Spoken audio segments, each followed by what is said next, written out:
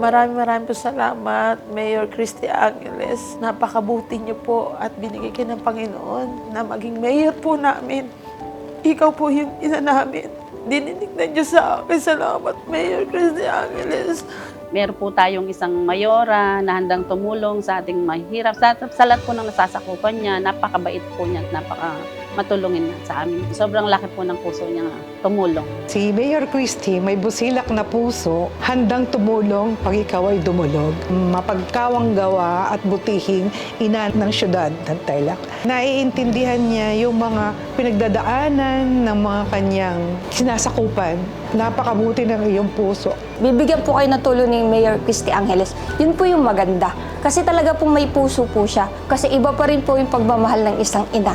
Kasi iba pa rin po magmahal yung isang ilaw po ng tahanan katulad po ni Mayor Christy Angeles. Ang ating mayor po ay isa po siyang big blessing sa mga tao. Yung ilalagay ng Diyos na tao pang maglingkod sa bayan, maglingkod po sa mga tao. Maraming salamat po aming Mayor Christy Angeles.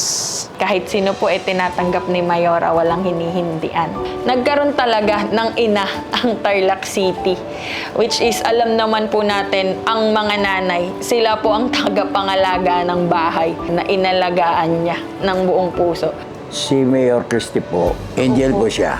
Marami na akong na-meet dito sa Tarlac na mayor. Pero ibang-iba siya. Talagang bilib na bilib ako sa kanya.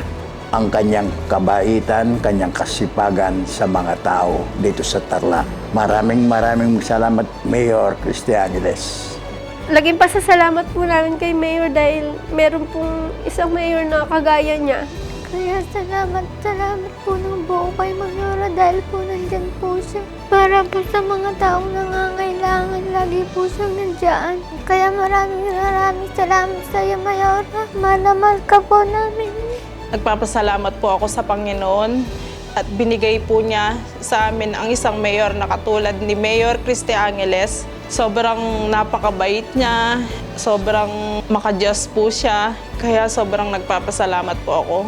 Andyan po siya para sa amin. Si Mayor Christy, nandun po talaga yung passion niya. Compared to other mayors na nakita ko, hands-on talaga siya. Nakita ko yung tulong, nakita ko yung eagerness na matulungan yung mga kababayan niya. Talagang yung puso. Kaya I'm very thankful na nakilala ko si Mayor Christy.